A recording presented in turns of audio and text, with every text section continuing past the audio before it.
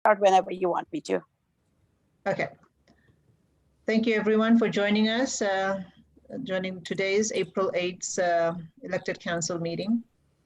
Before we get started, I had sent everyone the minutes from the March meeting. If everybody's had time to review it, and well, actually, we will start with we'll go ahead and do the minutes next. We'll start with the reading of the covenant as is with tradition. Today we'll have Sabra as well as Sabra Suharwardy and Randy Thomas reading the covenant. Can we start with the covenant, Sabra? The governing board and the elected council build and provide a sacred environment that will nurture the growth towards a world of interfaith peace. In solidarity with one another, we each affirm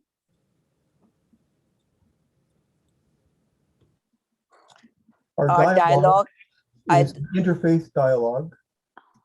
We all have different communication styles and varying views. We commit to be in dialogue with respect for all, expanding listening to hear multiple points of view. We realize that we are all responsible for the growth of I4C, and each of us shares a duty to interfaith growth. The governing board provides leadership, and the elected council works towards progress and fulfillment of I4C goals as we grow.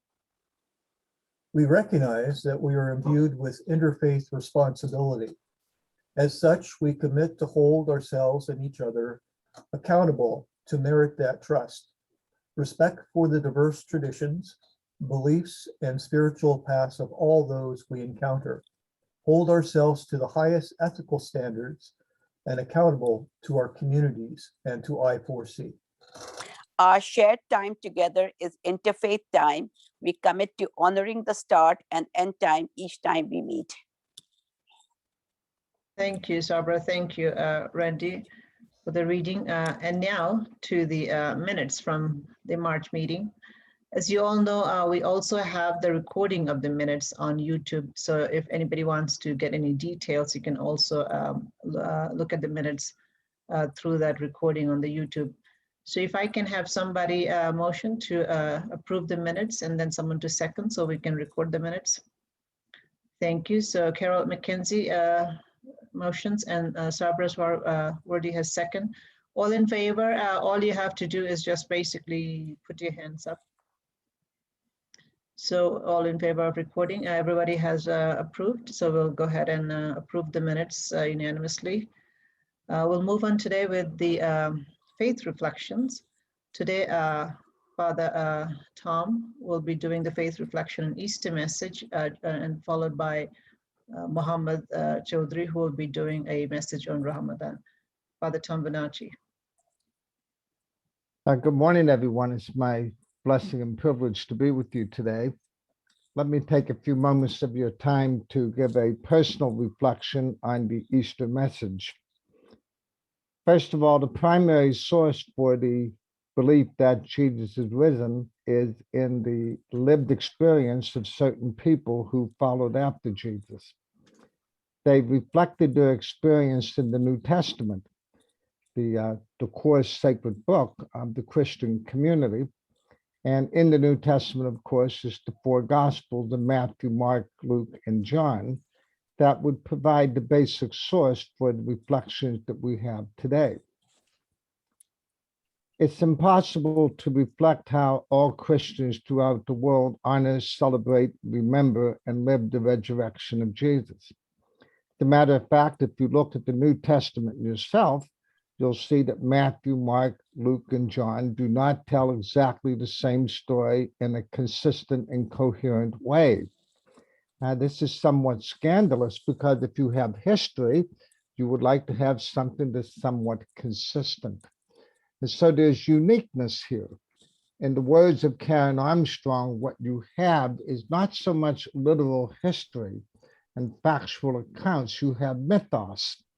In other words, the first followers of Jesus conveyed the resurrection in such a way that the truth of the resurrection would be reflected in the way the disciples of Jesus behaved within the world. So even Jesus rising from the dead would be critically insightful for how we should rise to the occasion in the affairs of life. Let me take you for a few moments to the Gospel of Mark, which just happens to be the gospel that has blessed me for over 50 years. I've been teaching Mark for about 50 years and studying Mark, and every time I go back to it, I open up this gospel as if I never heard of it before. In chapter 16, which concludes the Gospel of Mark, some women who have been faithful to Jesus throughout his entire career go to the tomb in open defiance of the police and the imperial powers. They go to the tomb not simply to mourn, but they go to the tomb in order to anoint the body. In other words, this Jesus who was rejected by imperial powers is accepted by the lowly women who testify boldly.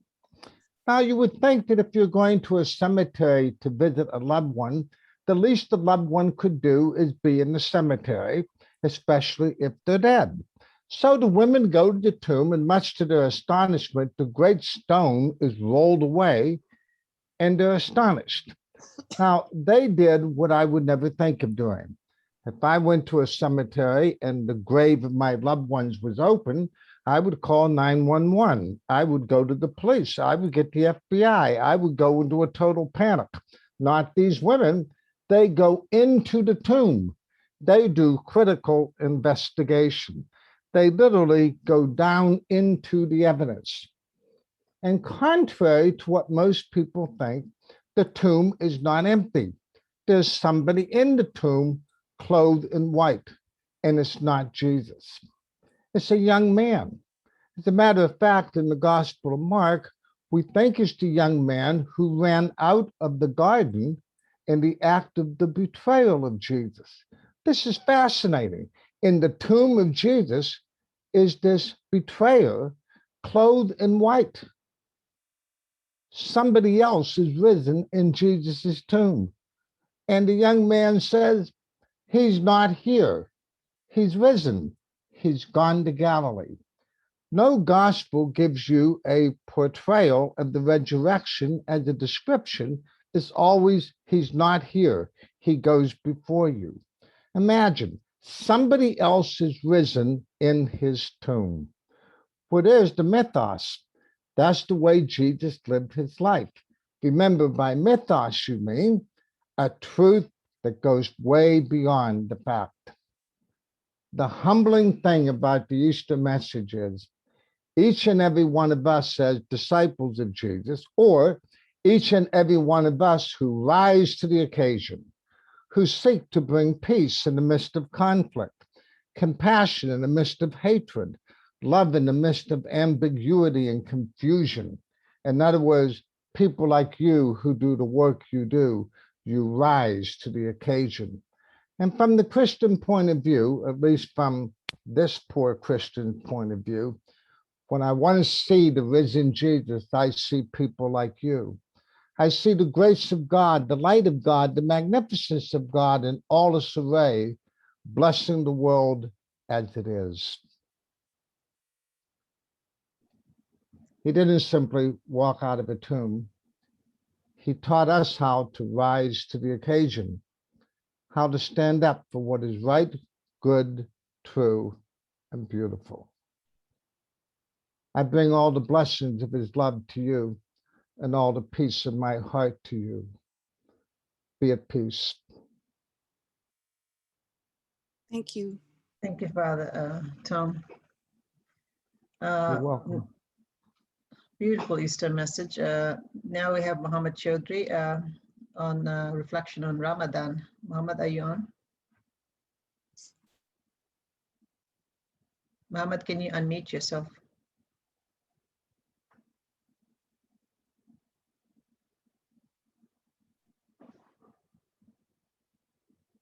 Mohammed, do you need to unmute yourself?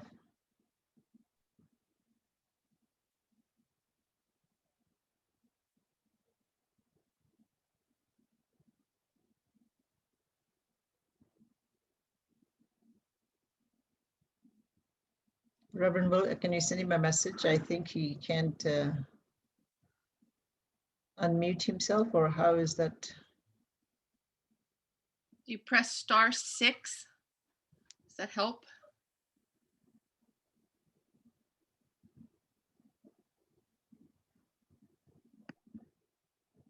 He's coming back into the meeting. I think he's getting his video, or maybe coming from a different way of connecting. There he Oh, is. there we are. Mohammed's on now.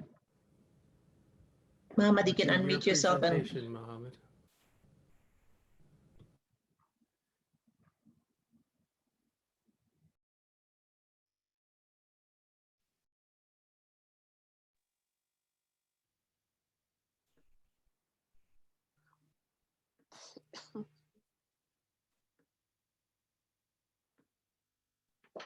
All right, can you listen to me, please?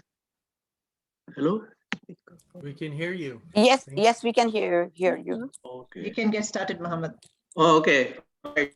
Very much. Today I was having some problems, I don't know. Anyway, thank you very much. So I will say a few words about this month of Ramadan, which is going to start from 13th, and inshallah, we will be fasting. Ya ayyuhallazina amanu kutiba alaykumus siyamu kama kutiba la'allakum tattaqun. This verse I picked from the Quran, in which the order comes, and I translated. Allah subhanahu wa ta'ala says, "O you who believe, fasting has been prescribed to you as it was prescribed to those before you, so that you may attain self-restraint or taqwa." Now, fasting is the fourth pillar of Islam, and it was ordained in 624, which was the second year of Hijrah. Even the word Ramadan, I will say a word about that. Ramadan comes from Ramad. Ramad means to burn. That is to purify, to disinfect. So even the title Ramadan is important. The other two words used in this verse are kutiba. Kutiba means ordained. It's not a kind of advice given or suggested. So it's a kind of, you can say like a doctor, he prescribes, you have to take the medicine.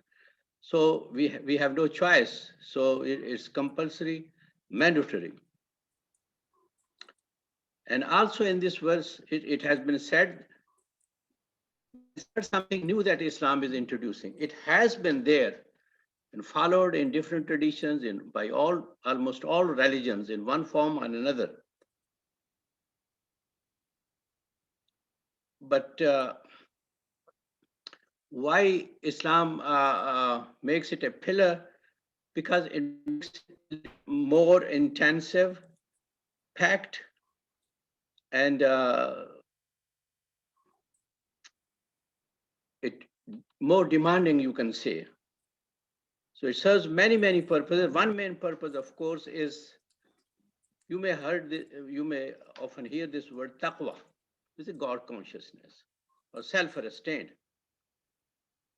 So fasting is not solely about hunger or thirst or staying away from lustful activities. It's about putting God first in every matter of life. One great scholar of the 12th century, Imam Ghazali, he puts it so beautifully.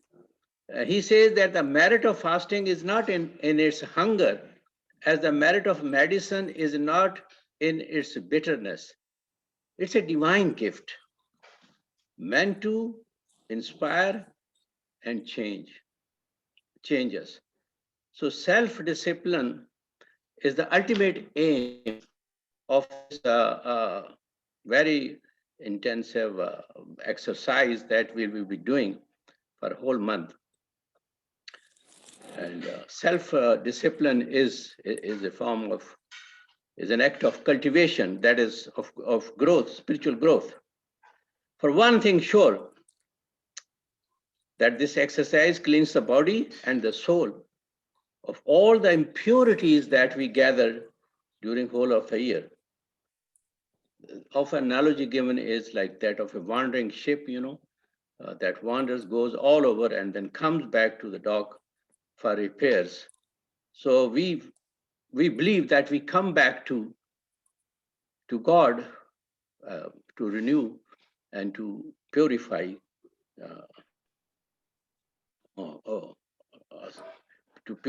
ourselves.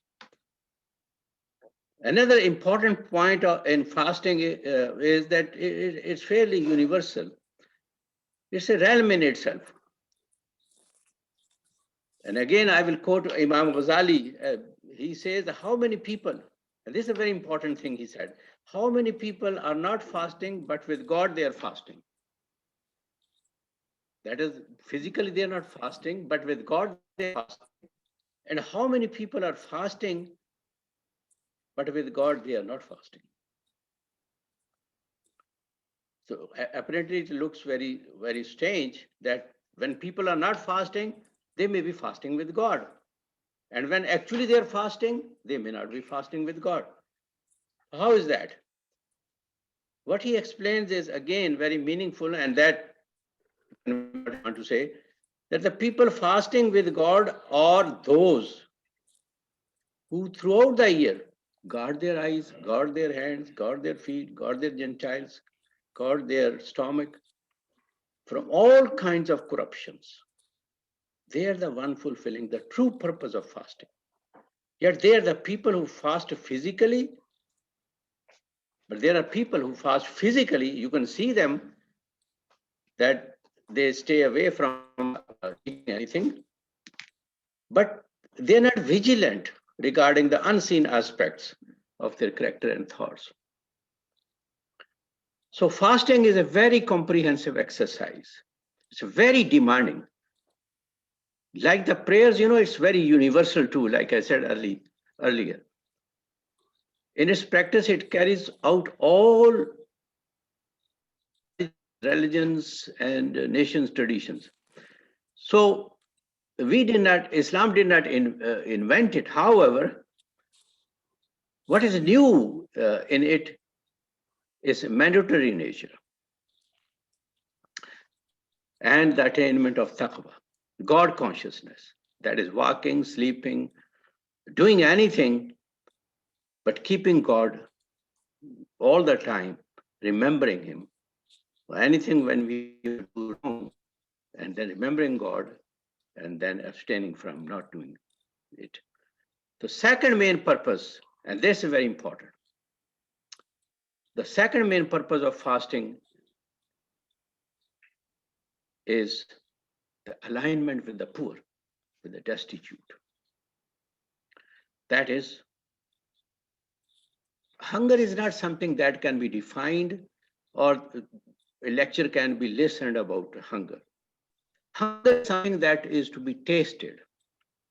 Hunger is not something like missing one meal or two meals and then saying I'm hungry. No, that's not hunger. Hunger is never ever knowing from where the next square meal is coming. It's a state in which a person constantly stays in a state of deprivation. It's a terrible state. And the most practical, direct way in this Islamic tradition through fasting is that one may be a millionaire or one may be a pauper. They all have to have, a full, rigorous taste of what hunger is, what thirst is, what deprivation is. Every day from dawn to dusk, over 14 hours these days, one has to taste it and align oneself, stand in line with the poor people and open the wallets, open the door for them. That's a great purpose of this. So one mistake has very aptly defined this reawakened state of consciousness for the hungry. He says, for me, to raise my hand from my plate while I am still hungry is better than the whole night in prayers. That's so said so beautifully. If the neighbor is sleeping hungry, all our fasting, all our prosperity is meaningless. That's the demand. Another very important and salient feature of Ramadan fasting is that's a form of silent worship. It's something between you and your God. That's all. Nobody knows. So it's again a very, very strict test of one's inner strength of spirituality. That is, you are not fasting for anyone else. You are fasting like you make a pledge with God. So you do it for the sake of God. And the God says in the Quran, those who are patient shall be rewarded without measure. Without measure. The reward of this exercise is only and only with God. Normally it's defined, oh, you will get this one, this thing, or you get that. For a man who fasts in its truer sense, the reward is immense. And this is said in the Quran. So fasting is also a kind of period of reforms, of changing habits. Like Shakespeare would once say, first we make habits and then habits make us. So it's very, very hard to get out of the habits, especially bad habits. Bad habits are cozy, just like a comfortable bed. Once you get in, it's very hard to get out of it. So to change the bad habits, whatever it may be, smoking, drinking, eating too much, and other kind of things, it's very, very hard to change. This month demands, like a military sergeant demands, you have to change. You have to reform yourself. So this is another month of that you have to change. And if you don't change, you just get nothing. You get hunger and thirst. So Ramadan for us is indeed tough too, because it rotates. The lunar calendar that we follow is 10, is shorter, so it rotates. Everybody gets it. Ramadan in summer, in spring, in winter. So it's hard. And especially when you're fasting, hunger and thirst and other corporeal desires are hard to resist. But question is, why would God, who is so merciful and kind, why would he want from his followers to undergo this kind of hardship? Why suffering? What is the purpose? The purpose is that hardships are a part of life. They prepare us. And hardships are a form of learning. You really learn the right kind of answer. You get the right kind of thing. Like I said about hunger, or becoming aware of how the majority of mankind lives, because most of the people are poor, and we can see around ourselves, even in this country. So conclude then that fasting this month of Ramadan is also the month of the Quran, because the Quran was revealed in it. It's a very special month for us. So the gathering, we gather every year, we do a lot of extra prayers, we remember God, open our purses for the poor, the charity overflows, and all that kind of stuff goes on. And then finally, when it ends, and Will bears testimony because he has attended a lot of our Eid gatherings, and he was always there. He knows that how many people turn up, they pray. But before even we come for prayers, here's another thing. We have to dispense the poor man's share, which we count on the number of our family members.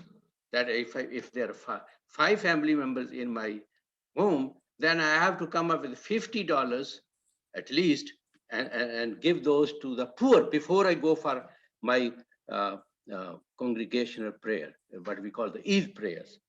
So the poor people are remembered before we do anything or a kind of celebration, before we celebrate the end of this great month.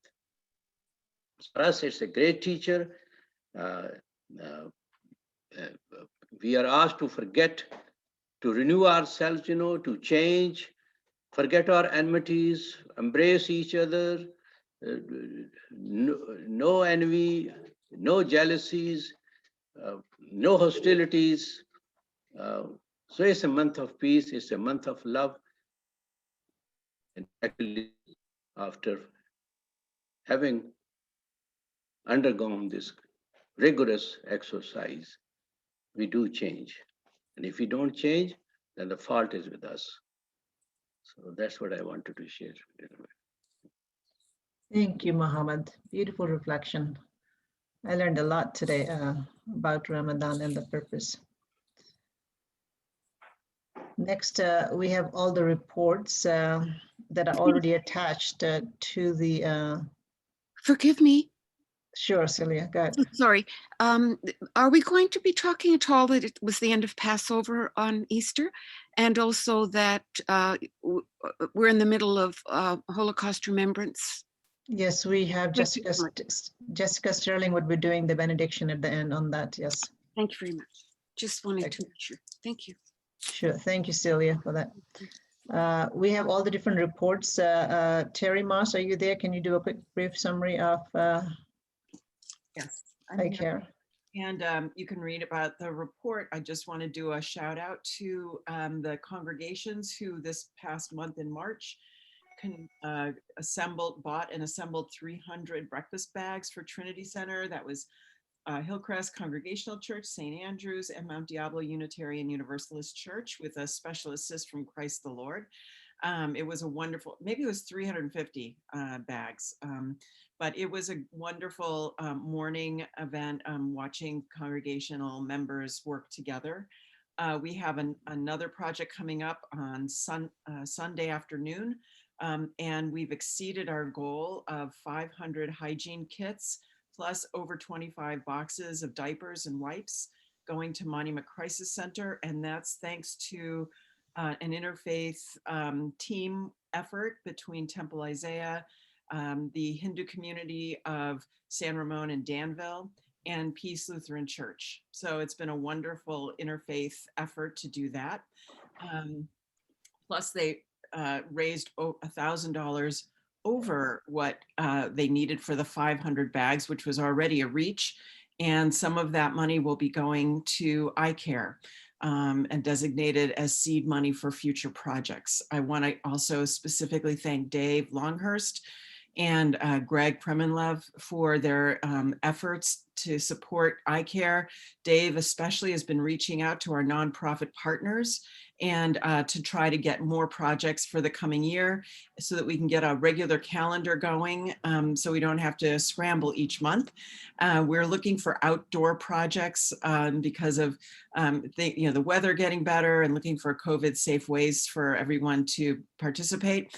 We don't have anything for May yet, but we're working on it with a possibility of, as I said, landscaping and outdoor work in homes for people who are in low-income homes. And so look for that, for those announcements, and please jump on the opportunity to participate in ICARE. And I think the two reflections today really speak to how our faith traditions join together in this way of wanting to serve those in need. So thank you. Thank you, Terry. Do we have any SOJA pressing matters to discuss? The SOJA report is included. Dennis, are you around? If not, Reverend Will, you can take over the executive director report as well as. I'm sorry. Oh, sorry, there we are. Sorry, Erica, I was muted. Sorry about that. I am here. Yes, everything is, of course, in the report, very extensive as to everything that we're doing. Just like to talk about and highlight that we're looking forward to Earth Day this month, and that there's actually going to be a day retreat on Earth Day, sponsored by I4C, and that's on the 18th, Sunday the 18th. Also, we're getting involved in the Bay Area's transition from fossil fuel as a fossil fuel production area to alternative energy sources, and there was a very good presentation made by Tim Grayson and Mark Desaulnier about those issues, and several of us from the SOJA committee were on that. So that's pretty much it. The rest of it is in the reports, and so those are just the things I'd like to highlight. Thank you. Thank you, Dennis. Reverend Will, you can take the executive report, any upcoming event, and lead us into the dialogue for the morning, please. Thank you. So glad to be with you all this morning. I'm a little sore after getting my second shot, and grateful to be here. You'll notice all of the different folks that I've been meeting with or talking to as a part of my work as your executive director, and a lot of the programs that we are recording make it to our YouTube channel, and there's a tiny URL, easier way to find it than the one that's 3 times as long that Google gives us. If you want to check out a lot of our recordings there, we had a great month with the Transforming Trauma event. And I even was a part of an event with St. Mary's College on colonialism, and gave a presentation on Christian nationalism that's on the YouTube channel if you want an introduction to that. Under upcoming events, you'll notice that there's just a lot going on. There's one of the things that's brand new is the Winter Nights Walk this Sunday at 1 o'clock at Todos Santos Plaza to raise money for evening meals and groceries for the Winter Nights program. And Friends of Wagner Ranch Nature Area and Friends of Arinda Creek's Earth Day cleanup on Saturday, April 17th and 24th, beginning at 9 a.m. There's some a cleanup day if you want to do a service project. And then, of course, Chief Philip Scott's doing the retreat with us on April 18th. I'm sorry. Our next presenter from the Rossmore Interfaith Council's Big Question series is Bob Henderson from the High Faith.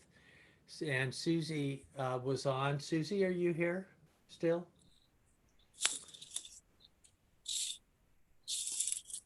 Susie? We lost Kate Boisvert, our Sufism reoriented member. She died last month, and hopefully you saw the e-blast that had the celebration of her life and all of her many accomplishments as a PhD in astronomy. And so when we lose our own, it's you know, she did have to kind of bow out of being on the elected council about 5 or 6 months ago, but so we knew that this was coming, but it still want to remember her in our time. And Will, can I just add how much joy please. Kate took in the ICARE project, and even though she was very ill, she just embraced it with incredible dedication and skill. So true. Thank you, Susie. So we'll have to look for another member from Sufism Reoriented to come back on our council. Such a unique faith tradition. There's a new book out about one of the teachers of Meher Baba. And I thought I had it right here, but I must have, here it is. This was the other piece that was put in the e-blast. That there's this new book on Upasni Maharaj, a perfect master of India, and a contributor to the Sufism reoriented tradition. And this, the information in the e-blast is how you can get a copy of that book. And there's other books that I think have been published on Meher Baba as well as others. So let's move into our topic for dialogue. And I just put them in the chat room. The second one from the bottom. What in our own faith traditions contributes to the beloved community? What are the obstacles in your faith traditions that hinder the development of the beloved community? And then how can we personally and collectively confront any prejudice and fears that we might identify? And we're going to put you in groups of 3 to 4 people so that you have enough time to be able to really go through these 3 questions. There's 3 dots to the right of it. If you put your cursor over the chat, where you can copy those if you want to put them in in the chat inside your breakout room. But we're going to be breaking up here into 6 groups and then coming back at 9:40 to do our harvest from these dialogue questions. And so we'd really love you to go as deeply as you can. What in your own faith tradition contributes to the beloved community? And this is that kind of image of the perfectly working together community. What are the obstacles in your faith traditions that hinder the development of the beloved community? And how can we personally and collectively confront any prejudice and fears that we might identify? So we're going to jump into those breakout rooms right now.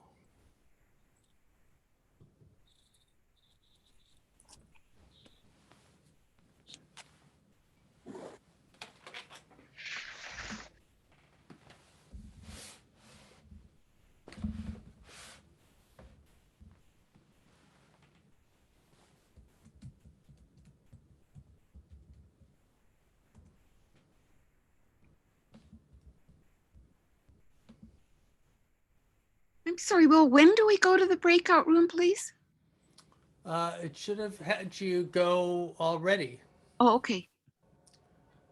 You just need to hit the button. There you go.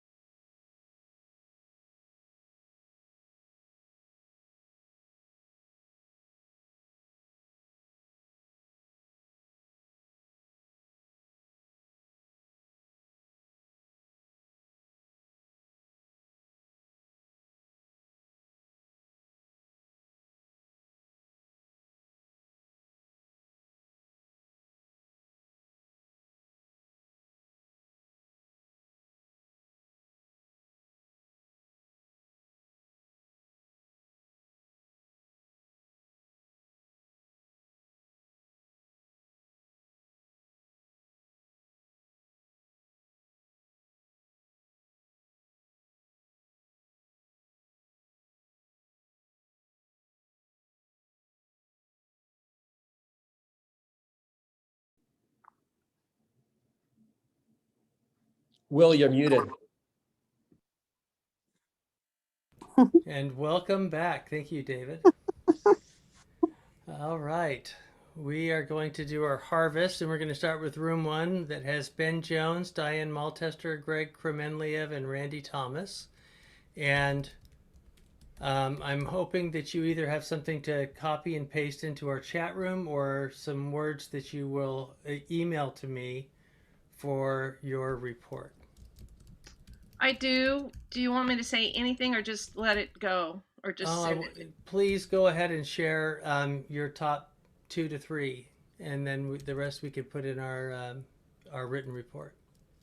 I will put this also in the chat, but quickly, we feel the participation in I4C and other interfaith groups, retreats, and dialogue, like we're doing now.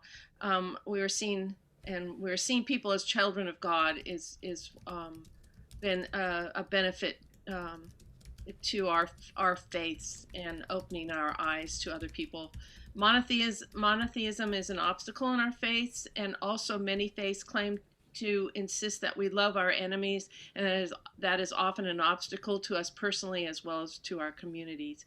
And one of the other thing that really came up, especially Greg, would like to hear the end of your story, but many faiths, including the Baha'i faith, do not accept the same-sex marriage due to written passages of some sort, and many faiths are dealing with this subject at this point in our human history.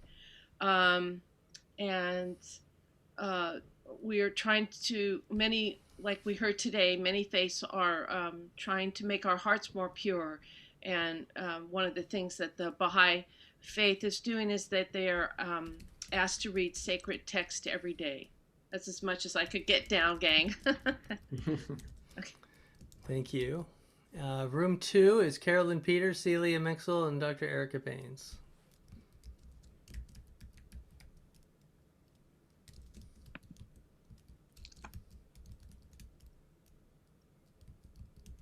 Sorry about that. I had to unmute myself when I was reading my notes. So our group was Celia, Caroline, and me, as far as what in our own faith traditions contributes to the beloved community. Celia said in Judaism, basically the whole concept of love one another, faith in others, kindness, being just and compassionate. And Caroline Peters mentioned supporting the needs, others in need. Love God above all things and love thy neighbor as yourself. And in Sikhism, we have what's called the Panch Pyare, which is Pyare means beloved one, but forming 5 or 6 people that want to serve the community, and also being instrument in the community to create more groups like that to form the bigger, larger beloved community. So as far as the obstacles went, all of us had basically the same thought process that there's too much focus on ritual sometimes that we forget the value. There's also hierarchy that, some people have more power than others. And as far as Celia went in Judaism, she said it's become so difficult for Jewish to practice, and belong anywhere because of the sort of hatred that has been brought against her community. As far as Sikhism, I think Sikhism is a little bit more stringent of a religion. We are required to be saint soldiers at all times, and that kind of is difficult for most ordinary men to, on a daily basis, to be always, that sort of saint soldier. And also within all religions, we said there's always greed and power, and some individual, basically based on their own needs, starts to control the religion and guides it in the wrong direction. As far as how do we personally and collectively confront any prejudice, education we talked about, such as all the anti-racism trainings we are doing, all getting together for retreats like I4C is doing, forming groups like I4C, joining I4C, and becoming comfortable in letting go of our own beliefs, and becoming more compassionate, and learning from others, becoming comfortable enough to let go of your fears, and welcoming enough to welcome others seeing in our own weaknesses, taking care of that, enjoying diversity, becoming more inclusive is what we had. Thank you. Enjoying diversity. One of the things that I pulled out there. Room 3, I was in room 3, and we talked about how it's important for us in our faith traditions to gather together in our own tribes, but to create the beloved community. We need to find new ways to live out our ways in a growing culture that recognizes and celebrates every tribe. So getting beyond boundaries and tribalism, it's easy to have a preference for people just like us. We tend to hang out with those similar to us, even in our neighborhoods. How do we break out of our bubbles to interact with those who are different from us? In our traditions are both the encouragement and the hindrances of creating beloved community. Our interfaith interactions help, but we need to realistically see our own path. We train our young in our schools so that they can learn our traditions, but we need to include interactions with those of other traditions to create the beloved community for us all. And sometimes our structures get in the way, especially allowing elites to make decisions. One way is that the Church of Jesus Christ of Latter-day Saints is moving beyond that in their history, is moving to more councils at the local and regional level, inviting leaders in different parts of the church to be able to be a part of a listening session where they together discern what service projects or what things that their congregations want to focus on in a more local decision-making process. Room 4. We have some of them in the chat room here. Meg's been good enough to put number 1, education, acts of charity, and financial support. Do you want to say anything more about those, Meg? Well, I think, we talked about all the different kinds of donations that are being made, working in daycare centers, planting trees, financial support, all kinds of educational programs, prison mission, food pantry, engagement in the Just Faith program, and studying racism and anti-racism, and just teaching classes and educating others within the church or the congregation. And I think that's it for that, for number 1. And then number 2, I think that's pretty well, although I didn't spell everything correctly. I think that pretty much speaks for itself. But I think another thing that we saw is different sizes of our churches and the ages of our groups make a big difference in how people can relate to what's going on in the community, and how, so for instance, my congregation is just outside of Rossmore, so we're mostly an elderly congregation, and people are not able to be actively involved, but more able to do financial and study. But that becomes a problem because we are too busy studying and not really doing. And so I think that's all there. And number 3, I think can be summarized by knowing who we are through self-study, self-knowledge, through prayer, meditation, education. We talked about the power of story and how it brings people in and invites them in rather than calling them out. Looking at the separation that's sometimes there in certain faith traditions, that thinking we're better than other people, and so we have to be careful about that and call it out. Really listening to each other and to each other's stories, and just having people from different programs within our congregations, letting people from those different programs tell their stories, and the importance of coming together. And I think iChange is such an important piece of that in getting our congregations to come together and work together. I wish I could say my congregation is able to do that. And recognizing our shared experiences, and that it's been so good to have these conversations here and getting to the core of who we are as human beings. Thank you, Meg. Room 5, Christine Nadeau, Mohammed Chaudry, Susie Cole. Did you have things you'd like to share briefly? We've got just 2.5 minutes for you in room 6. Okay, no worries. I'd love to just say ditto because we came up with a lot of the same things, but a few things I'd like to point out, that Sufism works through White Pony Express, which I did not realize, and really contributes to the poor in that way. Yes, loving our neighbor as ourselves, being able to do charitable works, are keynotes of all, like Sufism, Christianity, Islam. And some of the obstacles that we personally find are just finding time for the many competing demands.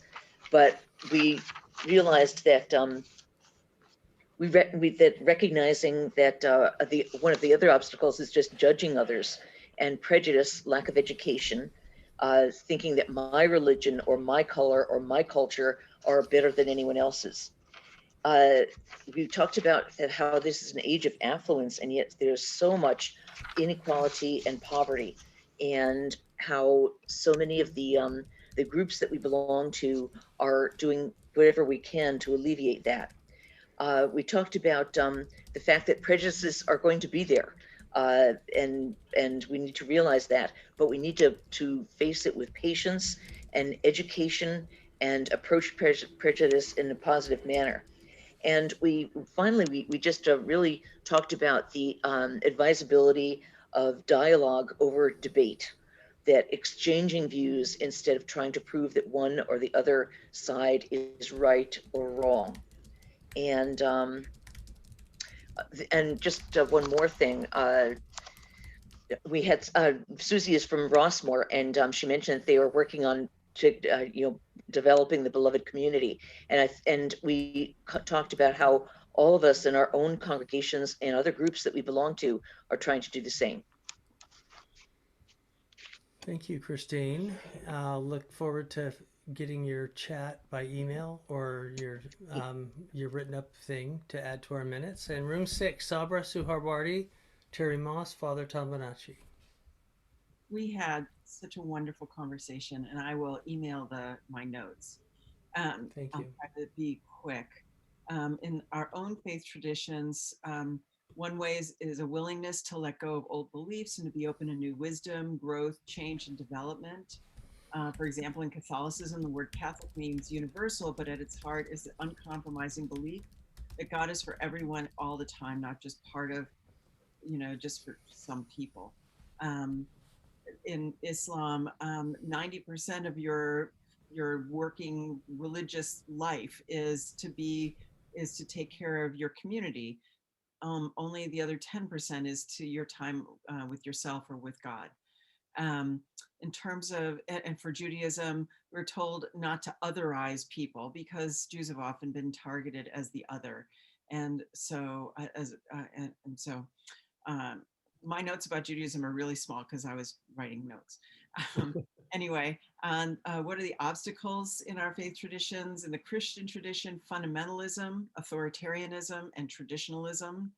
And and I thought that was such a succinct way of saying it. And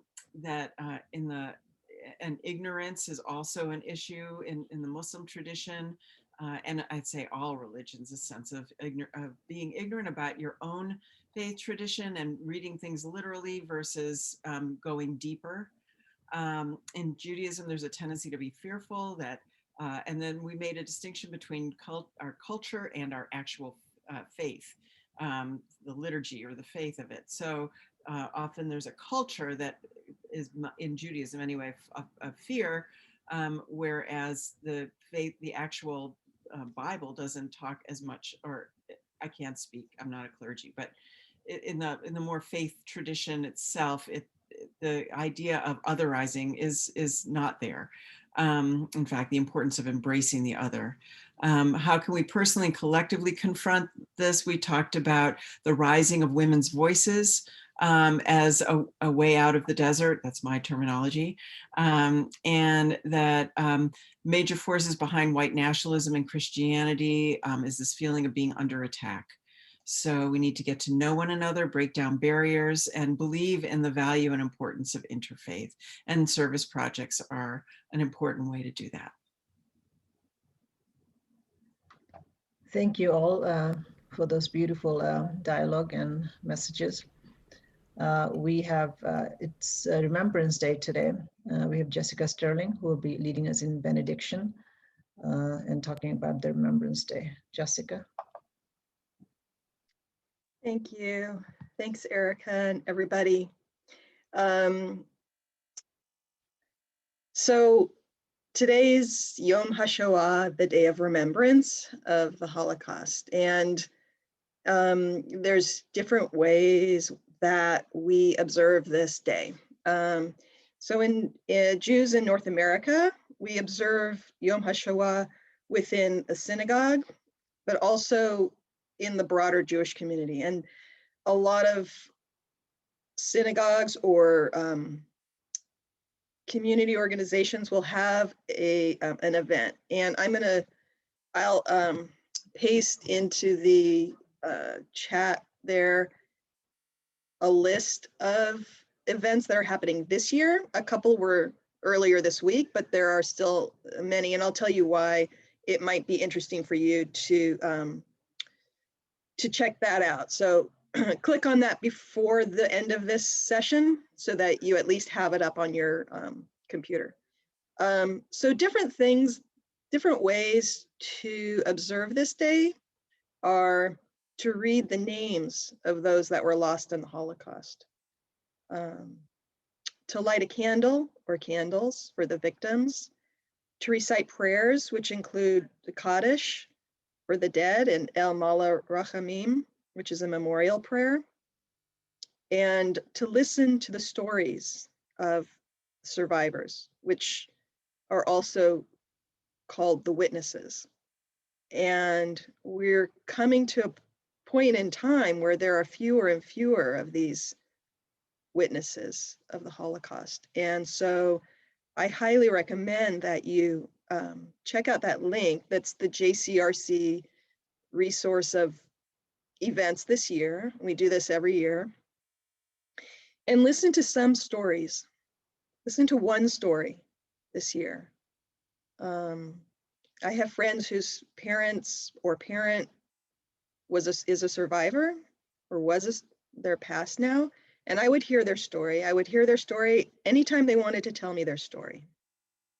So I recommend that. And I'm gonna just finish my explanation here with the prayer, the El Maharahamim, and I'm going to share my screen here.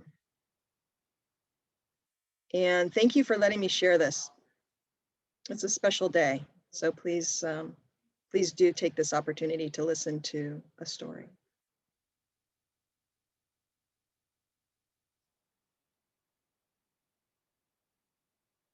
Sarah Wolf, and I'm going to sing the prayer El Malei Rachamim, which is often said at funerals or at a gravesite.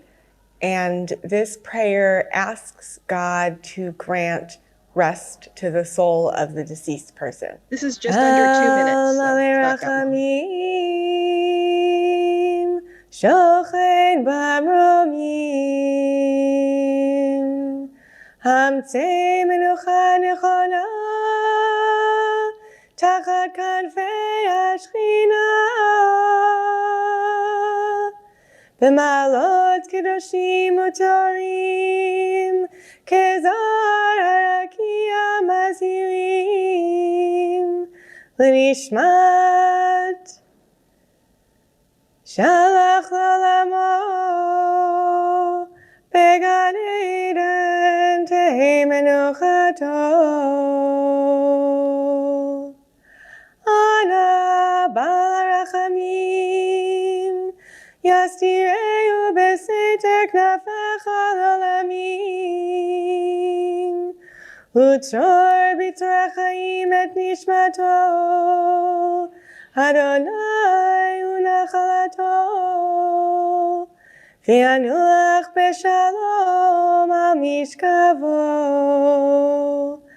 ונאמר אמן.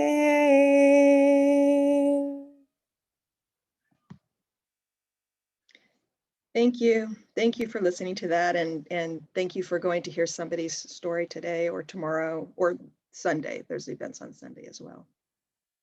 Thank you, Jessica. That meant a lot to me. And yeah, thank you. That was very beautiful. Thank you, Jessica. Thank you Thank all. you. Thank you all for belonging to this I4C beloved community, and thank you all for joining us for today's elected council meeting. Be well. We'll see you hopefully very soon next month. Be well. Thank you.